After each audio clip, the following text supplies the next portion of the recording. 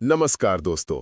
आज हम आपको लेकर चलते हैं एक ऐसी दिव्य यात्रा पर जो सिर्फ एक मंदिर की कहानी नहीं है, बल्कि पूरी सृष्टि के रहस्यों, इतिहास और चमत्कारों का संगम है। हम बात कर रहे हैं आंध्र प्रदेश के तिरुमला की 7 पहाड़ियों पर बसे दुनिया के सबसे अमीर और सबसे रहस्यमयी मंदिर की, श्री वेंकटेश्वर स्वामी मंदिर, जिसे हम सब तिरुपति बालाजी के नाम से जानते हैं। यहाँ हर साल करोड़ों भक्त आते हैं, दान में अरबों खरबों चढ़ाते हैं, लेकिन फिर भी भगवान वेंकटेश्वर को कलयुग का कर्जदार भगवान कहा जाता है। आखिर क्यों? आज हम पहले पौराणिक कथा, फिर मंदिर का पूरा इतिहास, कब बना, कैसे बना, किसने बनवाया, इसके पीछे के राज और फिर मंदिर में छुपे रहस्यों को भी खोलेंगे। तो तैयार हो जाइए, बोलिए जय श्री वेंकटेश्वर स्वामी की, जय बालाजी महाराज की।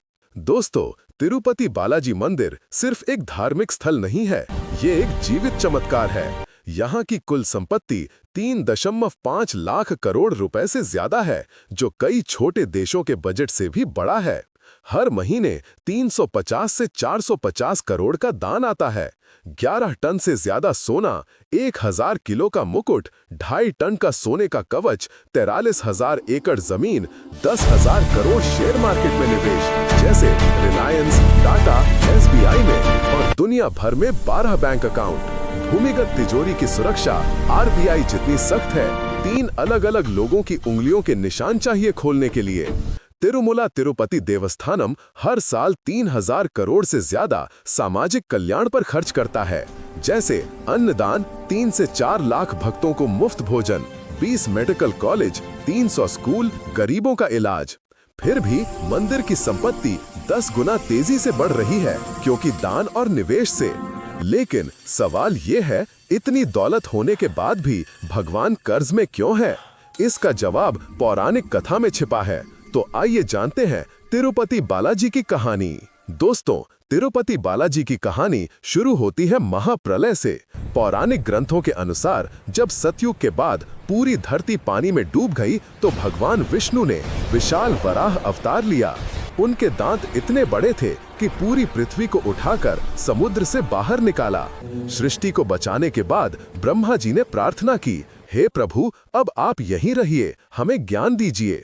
भगवान ने वराह रूप छोड़ दिया और 4 भुजाओं वाला दिव्य रूप धारण किया। हाथों में शंख, चक्र, गदा और पद्म। भूदेवी के साथ तिरुमला की 7 पहाड़ियों पर रहने लगे।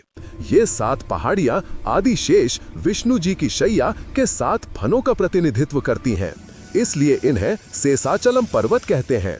हजारों साल तक भगवान ने यहीं रहकर योग, ध्यान और कर्म योग का ज्ञान दिया, मानव जाति को जीवन का सही मार्ग दिखाया। लेकिन जैसे जैसे कलयुग नजदीक आया, भगवान बैकुंठ लौट गए। ब्रह्मा जी चिंतित हो गए, क्योंकि कलयुग में पाप बढ़ने वाला था। उन्होंने नारद मुनि से कहा, नारद जी, भगवान विष्णु को वापस धरती पर लाइए। नारद जी गंगा तट पर पहुंचे। वहां सैकड़ों ऋषि मुनि यज्ञ कर रहे थे, लेकिन बहस थी, यज्ञ का फल किस देवता को मिले, ब्रह्मा, शिव या विष्णु। नारद जी ने सुझाव दिया, भृगु ऋषि त्रिदेव की परीक्षा लें। भृगु जी, जो अपने क्रोध के लिए प्रसिद्ध थे, सबसे पहले ब्रह्मलोक गए। ब्रह्मा जी सृष्टि रचना में व्यस्त थे, ध्यान नहीं दिया। भृगु जी क्रोधित होकर चले गए। फिर कैलाश गए। शिव जी प्रसन्न होकर गले लगाने आए, लेकिन भृगु जी बोले, हे महादेव, आप राक्षसों और असुरों को भी वरदान देते हैं, जिससे सृष्टि में संकट आता है। आप अयोग्य हैं। शिव जी त्रिशूल उठाने ही वाले थे कि मां पार्वती ने रोका। भृगु जी चले गए। आखिर में बैकुंठ पहुंचे। वहां भगवान विष्णु क्षीर सागर में शेषनाग पर लेटे थे। मां लक्ष्मी उनके चरण दबा रही थीं। भृगु जी ने गुस्से में आकर भगवान की छाती पर जोरदार लात मार दी। पूरी सृष्टि थर्रा गई। लेकिन भगवान शांत भाव से उठे, भृगु जी के पैर दबाने लगे और बोले, महर्षि, मेरे कठोर वक्ष से आपके कोमल चरण को चोट तो नहीं लगी? अगर लगी हो तो मुझे क्षमा करें। भृगु जी की आंखों में आंसू आ गए।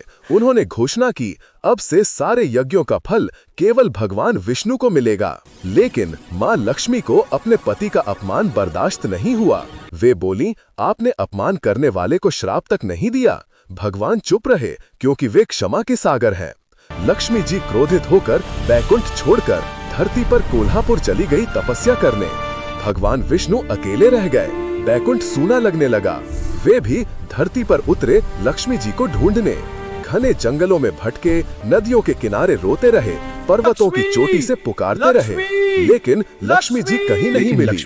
थक हार कर तिरुमला की एक पहाड़ी पर एक विशाल चींटी की बांबी में शरण ले ली। ब्रह्मा जी और शिव जी को दया आई। उन्होंने गाय और बछड़े का रूप धारण किया और लक्ष्मी जी के पास गए। लक्ष्मी जी ने उन्हें चोल राजा को सौंप दिया। राजा ने गाय को अपने गौशाला में रखा। कुछ दिन दूध दिया, फिर गाय दूध देना बंद कर दी। रोज गायब हो जाती और लौटती तो थन खाली। चरवाहे ने पीछा किया, देखा गाय चींटी की बांबी पर सारा दूध उड़ेल रही है। अंदर भगवान विष्णु दूध पी रहे थे क्योंकि भूख लग रही थी। चरवाहे ने क्रोध में कुल्हाड़ी फेंकी। गाय को बचाते हुए कुल्हाड़ी भगवान के माथे पर लग गई। खून बहने लगा। भगवान प्रकट हुए। क्रोध में चरवाहे को मार डाला। राजा को पता चला, वे दौड़े आए। भगवान बोले, सेवक का पाप स्वामी का भी पाप। राजा को श्राप दिया कि अगला जन्म राक्षस जैसा होगा। राजा ने क्षमा मांगी। भगवान की दया आई, वरदान दिया, तुम आकाश राजा बनोगे। तुम्हारी पुत्री पद्मावती से मेरा विवाह होगा। समय गुजरा, आकाश राजा बने, पद्मावती का जन्म हुआ। उसी समय वकुला माता के घर एक गरीब बालक का जन्म हुआ, श्रीनिवास यानी स्वयं भगवान विष्णु। दोनों बड़े हुए। एक दिन पद्मावती सखियों के साथ वन में घूम रही थीं। अचानक एक उन्मत्त जंगली हाथी दौड़ा। सब डर गईं। श्रीनिवास आए और हाथी को भगा दिया। पहली नजर में प्रेम हो गया। पद्मावती ने पिता को बताया। पहले राजा मना करते रहे क्योंकि श्रीनिवास गरीब थे, लेकिन रात में स्वप्न में भगवान आए और सब बता दिया। दोनों का विवाह तय हुआ, लेकिन वधू पक्ष ने भारी दहेज मांगा। श्रीनिवास के पास देने के लिए कुछ नहीं था। उन्होंने धन के स्वामी कुबेर से उधार लिया, वचन दिया, कलयुग के अंत तक चुका दूंगा। दोनों का विवाह हुआ। लक्ष्मी जी को पता चला। वे क्रोधित होकर आईं। लक्ष्मी और पद्मावती में भयंकर झगड़ा हुआ। श्रीनिवास ने बीच बचाव किया और क्रोध में खुद को पत्थर की मूर्ति में बदल लिया। दोनों देवियों को पछतावा हुआ। वे भी मूर्ति में समा गई।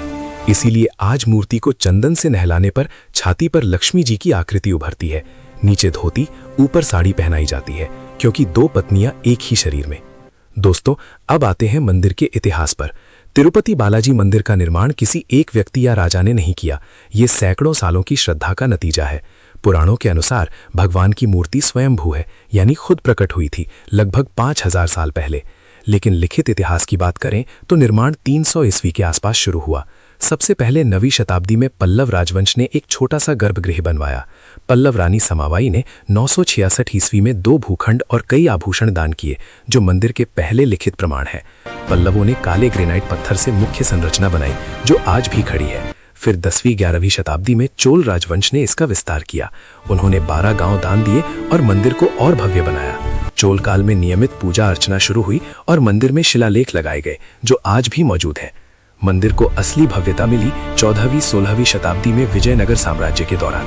महान सम्राट कृष्णदेव राय ने 1509-1529 के बीच सोने का मुख्य गोपुरम यानी मंदिर का टावर बनवाया, जो 50 फीट ऊंचा है और 7 कलशों से सजा है। उन्होंने 30 गांव दान दिए और मंदिर को आर्थिक रूप से मजबूत बनाया। विजयनगर काल में ही मंदिर में स्वर्ण बंदर मार्ग जैसी गुप्त सुरंगें बनाई गईं, जो राजा के सोने को छिपाने के लिए थीं। फिर 18वीं शताब्दी में मराठा शासक रघुनाथ राव पेशवा ने चांदी का विशाल सिंहासन दान किया। ब्रिटिश काल में मंदिर महंतों के हाथ में रहा। 1843 में ईस्ट इंडिया कंपनी ने इसे हथीराम जी मठ को सौंपा, लेकिन 1933 में तिरुपति देवस्थान की स्थापना हुई, जो आज आंध्र सरकार के अधीन है। तिरुपति देवस्थान ने मंदिर को आधुनिक बनाया, दर्शन व्यवस्था, सुरक्षा और सामाजिक कार्य। 1987 में ASI ने कार्बन डेटिंग की कोशिश की, लेकिन उपकरण फेल हो गए। इसके पीछे का राज, मान्यता है कि मंदिर अपने रहस्यों को खुद बचाता है। निर्माण में 0.2 इंच गैप वाली परफेक्ट दीवारें हैं, जो प्राचीन तकनीक का चमत्कार है। राज ये है कि मंदिर कई राजवंशों की दानशीलता से बना और आज भी भक्तों की श्रद्धा से बढ़ रहा है। अब आते हैं उन रहस्यों पर जो विज्ञान को चुनौती देते हैं। गर्भगृह में 24 घंटे 12-15 बड़े बड़े पंखे चलते हैं। तापमान कभी भी 20 डिग्री से ऊपर नहीं जाता। फिर भी भगवान की मूर्ति से हर समय पसीना बहता रहता है। पुजारी हर 8-10 मिनट में रेशमी कपड़ा बदलते हैं। कपड़ा भीगा हुआ निकलता है। शुक्रवार को जब स्नान कराया जाता है तो चंदन का लेप लगाते ही मूर्ति फिर से पसीने से तर हो जाती है। कान मूर्ति की छाती पर लगाने से समुद्र की लहरों जैसी गूंज आती है, हूं की आवाज। वैज्ञानिकों ने बताया कि मूर्ति सिलिकॉन, सल्फर और कुछ अज्ञात पदार्थों से बनी है जो हवा की नमी को सोखकर तरल छोड़ती है।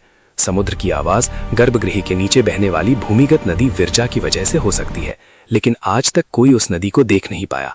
भक्तों का विश्वास है कि भगवान जीवित है, सांस लेते हैं, पसीना बहता है। मूर्ति का पिछला हिस्सा देखने की सख्त मनाही है। पुजारी भी कभी नहीं देखते, क्योंकि प्राचीन काल में बहुत सी घटनाएं हो चुकी हैं। 1937 युवा पुजारी रामानुजाचार्य ने जिज्ञासा में झांका। अगले दिन आंखें चली गईं, जीभ लकवाग्रस्त। आज भी तिरुपति देवस्थान रिकॉर्ड में दर्ज है। 2005 में एक वरिष्ठ पुजारी ने रात में अकेले रहते हुए बताया, मूर्ति के पीछे से सांस लेने की आवाज आती है। 2011 इंफ्रारेड कैमरा लगाने की कोशिश, कैमरा 30 सेकंड में ब्लैक हो गया। शास्त्रों में वाल्मीकि रामायण और विष्णु पुराण में लिखा है, वेंकटेश्वर की मूर्ति का पिछला भाग वैकुंठ का द्वार है, जहां भौतिक और आध्यात्मिक लोक मिलते हैं। ASI ने 10वीं शताब्दी की सुरंगें खोजी हैं, कुल 3 बताई जाती है। ब्रह्मास्त्र सुरंग, मान्यता है कि इसके अंत में वो दिव्य अस्त्र है जो महाभारत में अश्वत्थामा ने चलाया था। 1993 में 5 ब्रिटिश इंजीनियर अंदर गए, कभी लौटे नहीं। स्वर्ण बंदर मार्ग, विजयनगर के राजा कृष्णदेव राय ने 500 टन सोना छिपाया था। 2018 में ग्राउंड पेनिट्रेटिंग रडार यानी GPR सर्वे में असामान्य धातु के संकेत मिले। काला पानी सुरंग, काले तरल पदार्थ से भरी। 2001 में सैंपल लिया गया, लैब टेक्नीशियन की आंखें चली गई। 2022 में ASI की टीम अंदर गई, टॉर्चें एक साथ बंद, रेडियो से रोने की आवाज, तुरंत वापस आए। गर्भगृह में भगवान के सामने एक छोटा सा दीपक है जो कम से कम 1200 साल से जल रहा है। कोई तेल नहीं डाला जाता, बाती नहीं बदली जाती। तिरुपति देवस्थान के रिकॉर्ड में 966 ईस्वी से इसका उल्लेख है। 2017 में DRDO की टीम ने 15 दिन स्टडी की, पाया कि दीपक हिमालय की दुर्लभ जड़ी बूटियों यानी अमृत तुल्य से बने विशेष तेल से जलता है।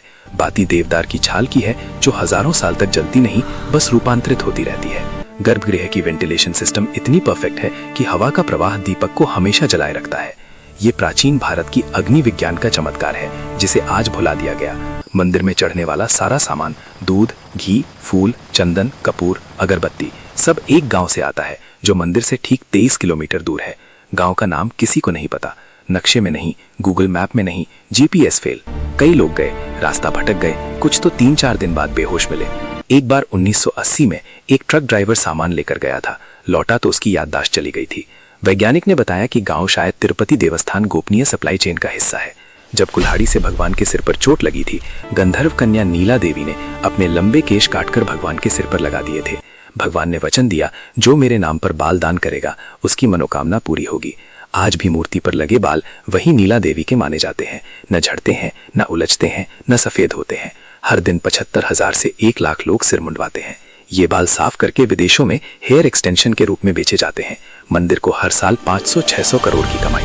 दोस्तों, ये रहस्य तिरुपति बालाजी को सिर्फ एक मंदिर नहीं बल्कि कलयुग का जीवित वैकुंठ बनाते हैं। यहाँ विज्ञान हार मानता है और श्रद्धा जीत जाती है। जय श्री वेंकटेश्वर स्वामी की, जय बालाजी महाराज की। अगर आपको ये वीडियो पसंद आई हो तो लाइक, सब्सक्राइब करना मत भूलें। मिलते हैं दूसरे वीडियोस के साथ, तब तक के लिए धन्यवाद।